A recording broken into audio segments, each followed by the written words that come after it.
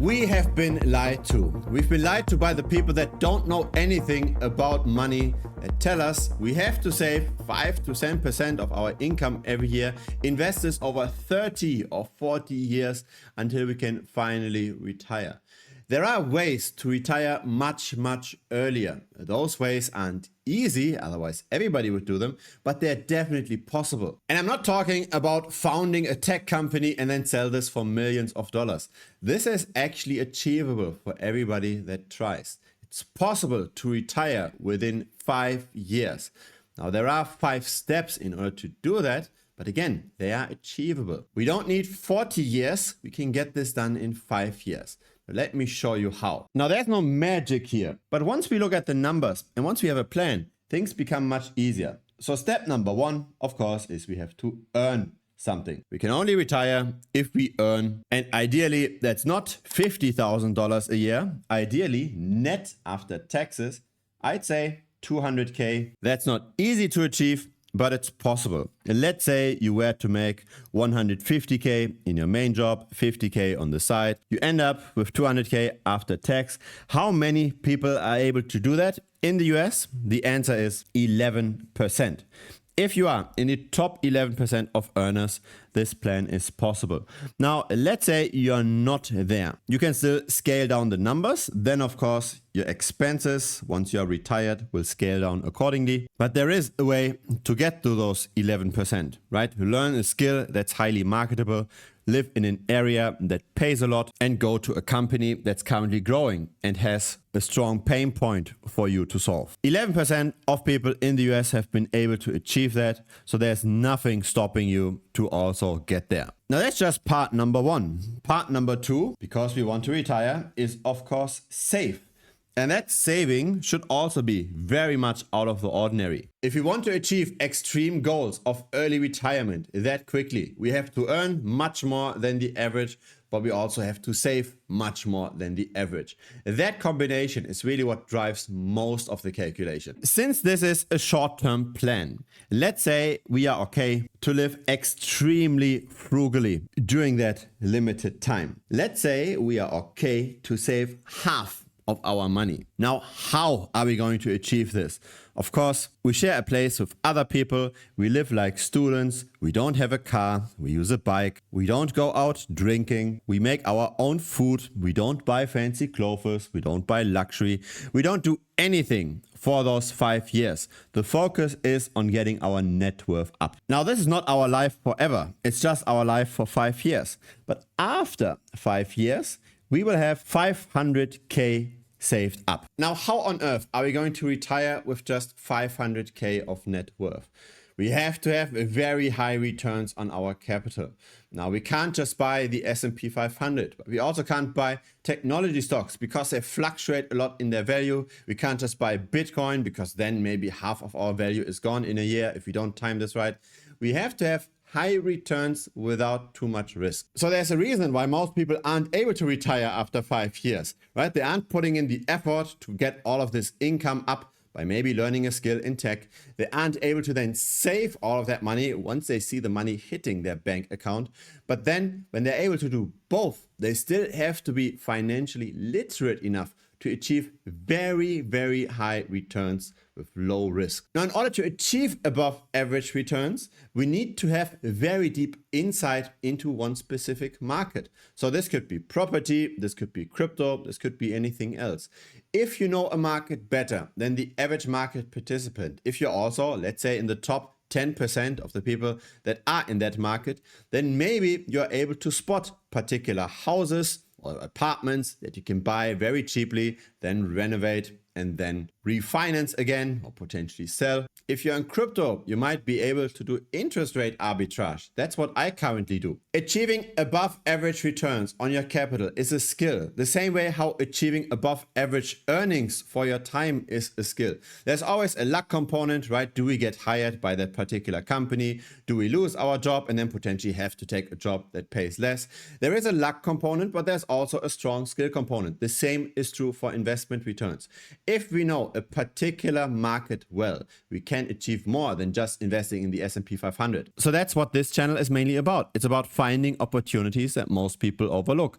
This is interest rate arbitrage. I'm now blurring the different assets, but the idea is that we go short an asset in crypto, we go long the asset in traditional finance, in a brokerage account, and then we can earn the financing delta without any price exposure. So the very best asset right now pays 60% per annum. And there's a few assets below that also pay way above what we'd ever need. Now, those financing fees, they are of course also fluctuating. So it does go up and down. But have a look at this, right? This is over the last 3 months or so, an average return close to 70-80%, somewhere around that area. That's possible. And again, of course, the best arbitrage opportunity changes over time. And some people become so good at the game that they get rich very, very quickly. They're not just retiring, they're becoming extremely rich. Sam Bankman-Fried, for example, that founded FTX, he did price arbitrage of Bitcoin between Korea and the US. Korea used to have a higher price for Bitcoin because it wasn't that easy to get Bitcoin in and out of the country. There were some capital controls, but SBF was able to get around that and he made a ton of money doing that arbitrage. Now, I don't want to get too specific about this arbitrage strategy. We talked about this on this channel as well. I simply want to say that if you're willing to learn about a particular asset class, be this property, be this crypto, be this maybe just buying and selling cars, whatever it is, if you're very good at something, if you're better informed in a particular market where there are transactions, where there is liquidity, you are able to extract more return out of that market. And yes, we might now say, is this really retirement when we still have to look for opportunities to grow our money? Yes and no, right? We're not really actively working in something. We're doing something that we enjoy anyways. We like to research, let's say the crypto market. We like to do those kind of things. And it's just adjusting a position once every few months. It's not like we have to clock into an office and stay until late at night. And if our goal is retirement, we have to occupy ourselves with something anyways. And if that something aligns with our hobbies and is finding new investment opportunities, why is that so bad? So you're seeing here, it's possible to make massive returns in a market that you know well. And I have got those positions open. And so that's how we can retire with 500K. Let's say you're making 20% per annum on those 500K. That then turns into an annual cash flow of 100K. The exact same money that you lived on while you were still working. 100% of your expenses are covered. So that's number 3, right? Generating enough return. In total, we've got 5 steps. None of those things that I describe here are easy, but they're all achievable. Earning 200K is not easy, but it is achievable. Saving half of your money is not easy, but it is achievable, especially if it's just for 5 years. Generating 20% return per annum is not easy either, but if it's just on 500K, and you don't have to return 20% per annum on hundreds of millions of dollars, it is definitely possible as well, because especially small niche markets, they have a lot of inefficiencies. The 10% per annum that we get with the S&P 500 is not the maximum that's achievable with an investable capital of only 500K. There are way higher returns possible. Don't believe what traditional media is telling you. People get rich by growing their capital faster, and it's not 100% luck. So what's in step number 4 and 5? Again, it's not gonna be easy. Step number 4 is to move away from your high expense place. In order to save those 500K, you're probably living in a place that has high expenses as well. Thus, you had an extremely low living standard throughout those 5 years. You lived in Silicon Valley, you lived in New York, you lived in London. Your lifestyle was comparable to that of a student, not that of somebody that earns an income, but you've been able to survive that. But you don't want to live like that until retirement. 100K in London isn't really a lifestyle that's aspirational for the very long term. So step number 4 is move. Move where? That very much depends on what kind of lifestyle you enjoy. The lower the cost of living is in the country that you're moving to, the higher your standard of living will be. But there's a sweet spot here. If you move to a very poor developing country, you might not have stable internet. You might not have a good medical system. You might not have great infrastructure. You might not have anything. But if you live in Switzerland, then 100k per year will also not get you very far. So there's some kind of sweet spot. Now you might have heard that I now live in Malaysia and I used to live in Hong Kong. So I followed exactly that plan. This is not just theory. So in Hong Kong, I used to work as an IT manager, but on the side, I also had a side hustle where I worked for small companies and programmed for them. So I had two sources of income. I saved all of the money that I got from my on-site consultancy job. That's how I achieved the 50% savings rate. I then at the same time created this YouTube channel, learned a lot about investing, in my case learned a lot about the crypto market, and that's how I'm able to return more on my capital. I did all of those things. I learned IT, even though I didn't study that. I studied business and finance, but I made my money in IT because that's where all the money in Hong Kong at the time was. I did a side hustle, I saved it all. That's how I got to my initial capital base. Then I learned how to generate higher returns on that by figuring out how to beat the crypto market. And then I moved to Malaysia. In Malaysia, the cost of living is roughly a quarter to a third of what it is in Hong Kong, where I earned much more. So that then feels, in terms of purchasing power, of not having 100k to spend, in this example, but having 300k to spend. That's a very different life. This is possible. I'm living proof that it's possible. Now, what's step number 5? I still missed out something, and this might be the culprit. This might be what breaks most people here. When we are retiring early, we lock in our standard of living, but we all have a desire for growth, especially when we are young. We always want that next year, in one way or another, is better than the prior year. We want to be fitter, we want to be richer, something needs to be better. Now, especially if you follow a plan like this very early on and you don't have a family, and then you do want to have kids, automatically your expenses will go up. So really, lifestyle inflation is not necessarily about buying the fancy cars. It's just about building a family. It's just about taking on more responsibility that you enjoy taking that will increase your expenses. So step number 5 for the retirement plan is to manage your expenses. Be able to not spend more. And this is probably the hardest part. Again, especially when you're young, you have drive to achieve something. If you've got the drive already to retire early, probably you also have a drive to have a better life 5 years from now, 10 years from now. And that directly clashes with number 5. You have been able to be very disciplined over those first 5 years to make your money, but being able to keep your expenses reasonable for the rest of your life. That's much, much harder, especially as kids enter the story, especially as other drama might enter the story, right? You now have all of this capital that you're 100% dependent on. You don't want to lose, say, half of that when you get married and then suddenly lose it in divorce. Half of people go through that process. And so really, fundamentally, what does this mean? I still make YouTube videos over here. I still look for opportunities to make even more return on my money. I still have an active job, even though I could be retired. But I want to have something that my brain stays occupied with. I want to have something to strive for. And yes, a material number, just looking at dollar amounts, is the easiest thing to measure. It's also rewarding in a way that it's almost like points in a video game, right? The more money we have, the more successful we have been at this endeavor that we had, even when we could have retired.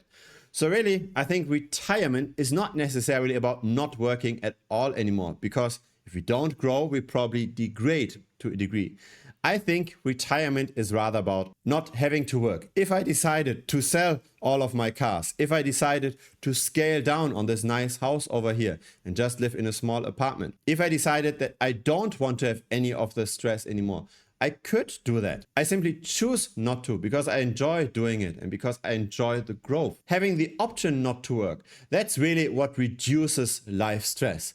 If I decided tomorrow, instead of making a YouTube video, to play paddle with my friends, I can do so. I never have an alarm clock. Besides, let's say when I fly somewhere, if I've got something that I really have to attend to, usually I don't have an alarm clock. I just wake up whenever I want, which tends to be very early because I also sleep early because I like the morning hours. But still, I don't have to do any of those things. I don't have to be in public transport early in the morning when it's still dark outside and then squeeze into the tram. I don't have to do the kind of things that I really did not enjoy the first 5 years. That's why it's worthwhile to follow a plan like this. And of course, none of those steps are black and white, right? We can play around with this. If you enjoy working much harder, or if you enjoy leveling up much more, instead of earning 200K, you might be earning 300K. And if you just don't want to save as much, then you can save just 30 or 40% instead of 50, and then not work 5 years, but rather work 7 or 10 years until moving into a low-cost place. If you don't enjoy learning about investments and learning about a particular market that you might be able to beat, then you could also just work with the S&P 500 in a diversified portfolio and gold and Bitcoin and just hold that and then just return 10 and not 20%, which by the way doubles the time you have to work, right? This is a lever that most people don't pull because it's hard to pull. But so is saving a lot and so is earning a lot. All of those levers are not easy to pull. But not many people have an interest to figure this out. My parents, for example, they always earned a lot. They didn't save that much. They also never learned how to generate proper returns. And so they had to work until 60 something in order to retire. Earning a lot is not enough. Saving is required and returning a lot on those savings is also required. And then again, if we want to retire early, if we don't want to live like crap, we have to move. And why is this hard? It's hard especially when you're a social person.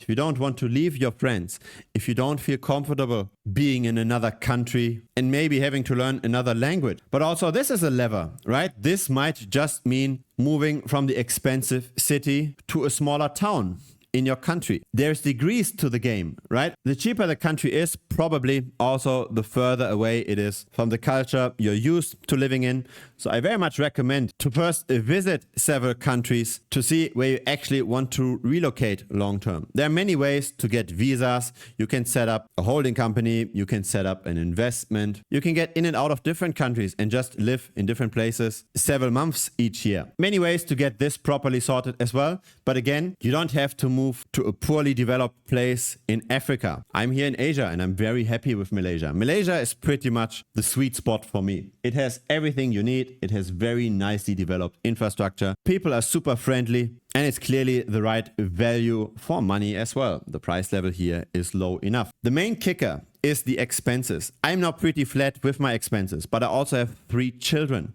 So I first had to get my wealth and my savings up beyond the 5 years in order to also pay for all the additions. With children, it's not just food expenses that come. You also might want to get a bigger place to live. You also might want to get a domestic helper. You also might need a bigger car, or you might need 2 cars, one for your wife, one for you, maybe another one for a child that's growing up. So that's a step that I believe is the hardest. But getting your 2 to 3x in living standard by moving somewhere is very much possible. You just have to travel a bit. You will find at least one place on earth where you do enjoy the lifestyle that's not your home. But then it's about taking on more responsibility for others that pushes up expenses. But again, that's manageable. And this is mainly discretionary pressure. We can decide how much we still want to be in the working game by playing around with that expense lever. Very few people are happy where they are forever. Very few people have higher aspirations over the years. And that's the real reason why even the people that are able to retire very, very quickly decide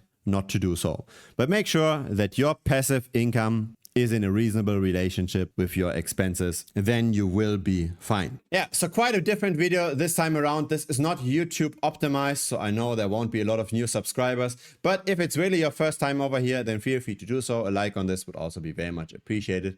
Looking forward to seeing you again here. Feel free to also check out Premium if you want to get into the weeds of making more money on your capital and if crypto is the main source where you want to make that happen. Thanks for watching and see you next time. Cheers.